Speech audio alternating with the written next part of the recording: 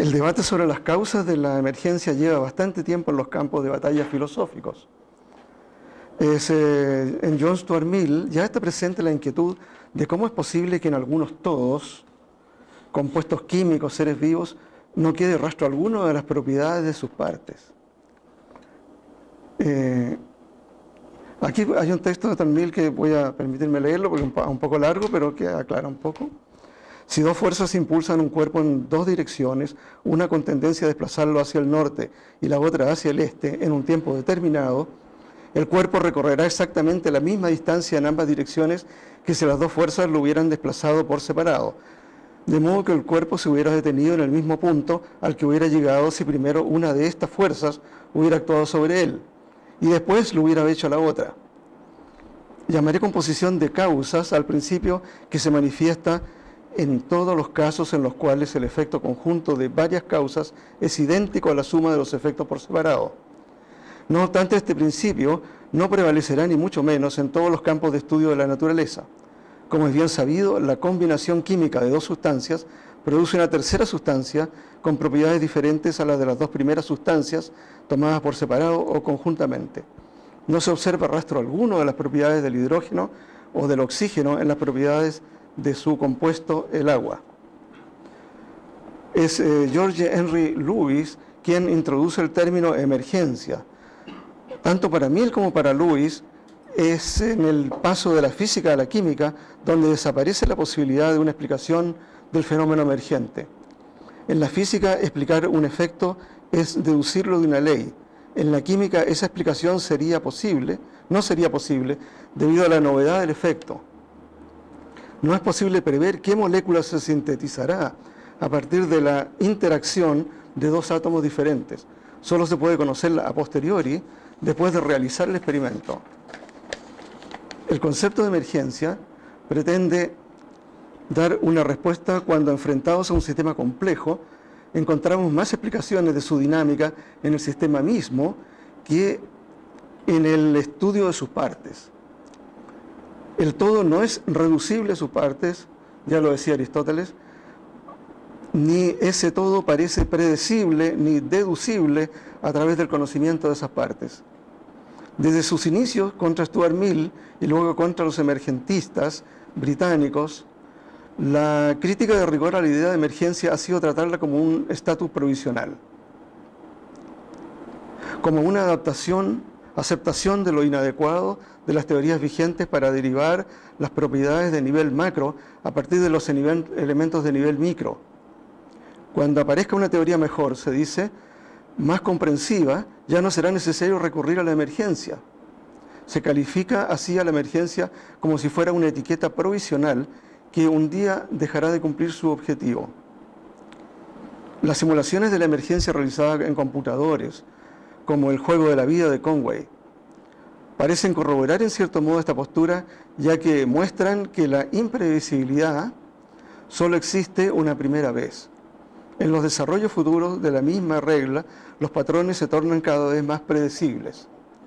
Esto es muy similar a decir que los emergentes, al menos en los simuladores computacionales, son provisionales.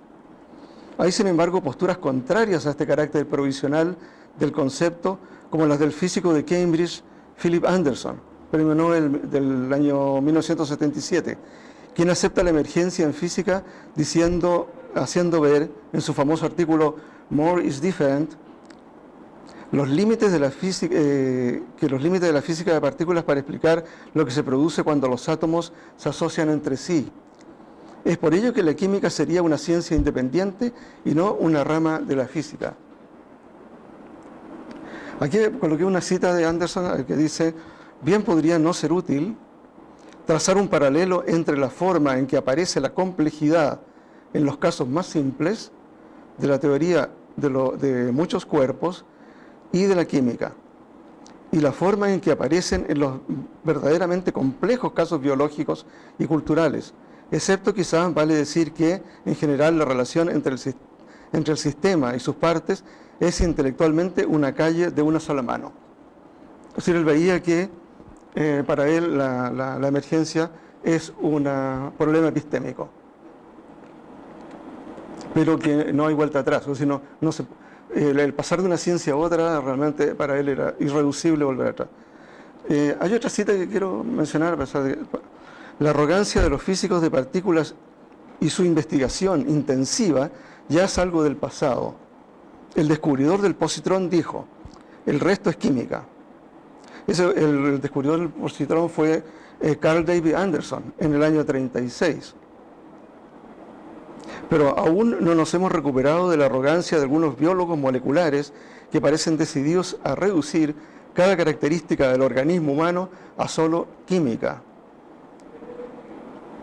Desde el resfrío común y las enfermedades mentales hasta el instinto religioso.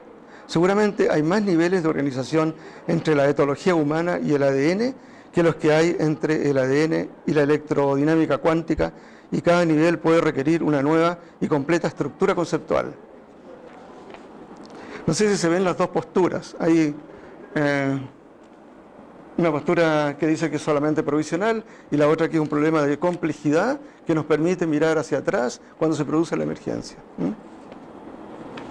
Aquellos que defienden la existencia de un solo nivel ontológico se han topado con los hallazgos de la dinámica no lineal y la teoría de la complejidad, que no admiten un reduccionismo desde un punto de vista matemático.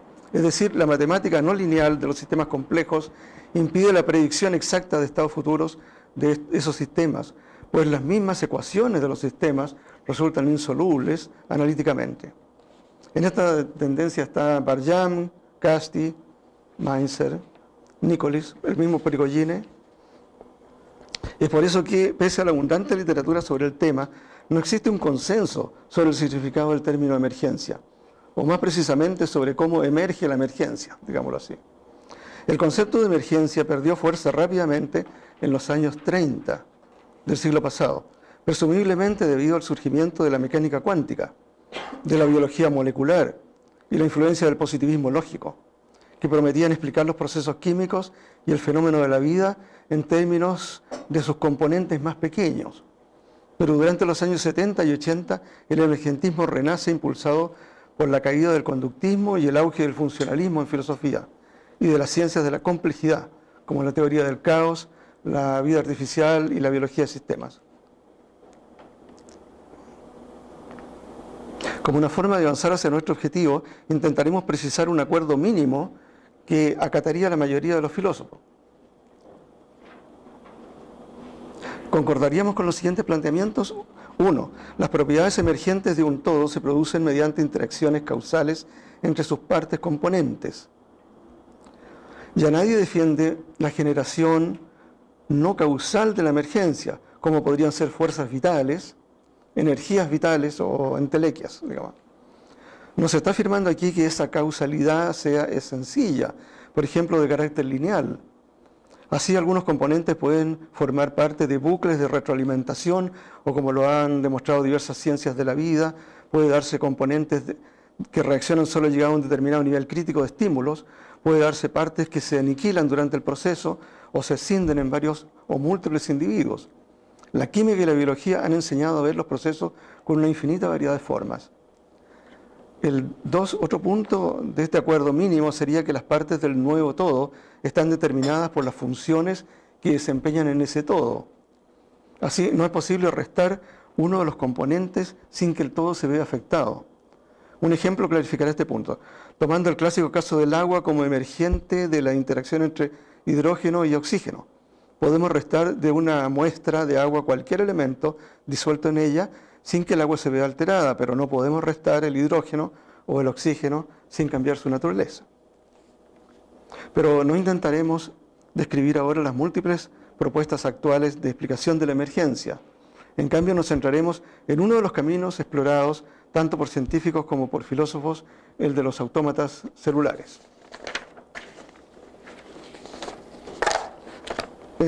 Fue John von Neumann, aunque algunos dicen que se pronuncia Newman, pero escuché una conferencia de la hija que decía que se pronunciaba Neumann. Bueno, él es más conocido por sus aportes a las computadoras programables.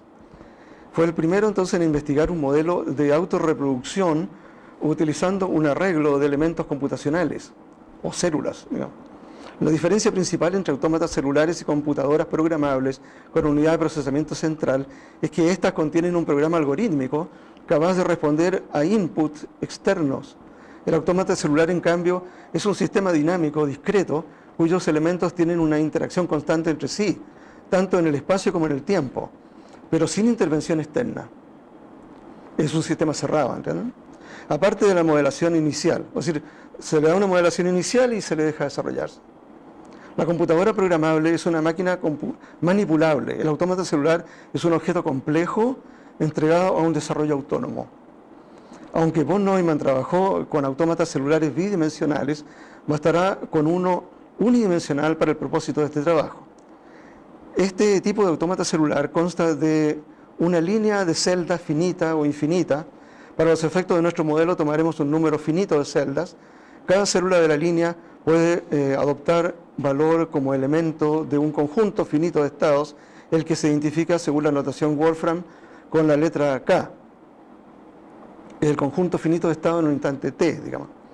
Los componentes del conjunto K pueden ser números, letras, símbolos. La naturaleza de los estados de la célula no es relevante.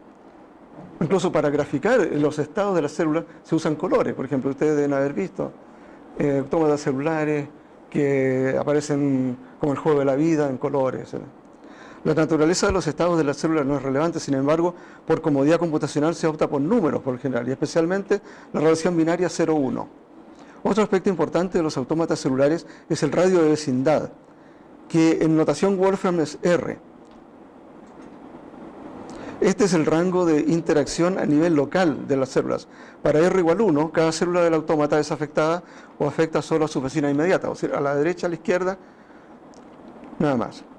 Para el caso de nuestro ejemplo trabajaremos con R igual 3. R igual 3 porque se toma la misma célula, por lo tanto es 2R más 1. Independientemente de que puedan darse muchos otros radios. Ahí tenemos una vecindad de tamaño 3, en que la célula X sub I tiene a su izquierda una que es X sub I menos 1 y a la derecha X sub I más 1. Se puede apreciar por el momento que R define una relación causal de cada célula con sus vecinos inmediatos, por decirlo así, una relación causal por contacto. Una vecindad de tamaño 3 puede graficarse como en esa regla, y en la primera y la última no tenían vecinos, pero aquí nosotros vamos a graficar una de 8. En nuestro caso tomaremos un autómata, este es muy simple, que es el que utilizan Varela y colaboradores en el libro de cuerpo presente, que consiste en una retícula unidimensional con células de solo dos estados, 0 y 1. La regla de transformación puede ser la siguiente. Si ustedes se fijan en la columna celda central, cuando la celda central es 1, a la izquierda es 1 y a la derecha es 1, pasa a 0. Y enseguida cuando la central es 1 y la izquierda es 1, a la derecha es 0, pasa a 0 y así sucesivamente. Es una regla muy simple, digamos, de transformación. Esta regla da origen a Varela la coloca en un sistema anular, entonces también pasa lo mismo aquí, que dado un estado, por ejemplo, este 1, que tiene a su izquierda 0 y 1, pasa a ser 1, y este 1 que tiene 1, 0, pasa a ser 0, y así sucesivamente. Esta es otra forma de graficar lo mismo, en que esta es la cuadrícula de las 8 células, y aquí está en un estado anular. Entonces, este estado, que el que sigue en el tiempo, emerge de este, y este emerge de ese, y así sucesivamente.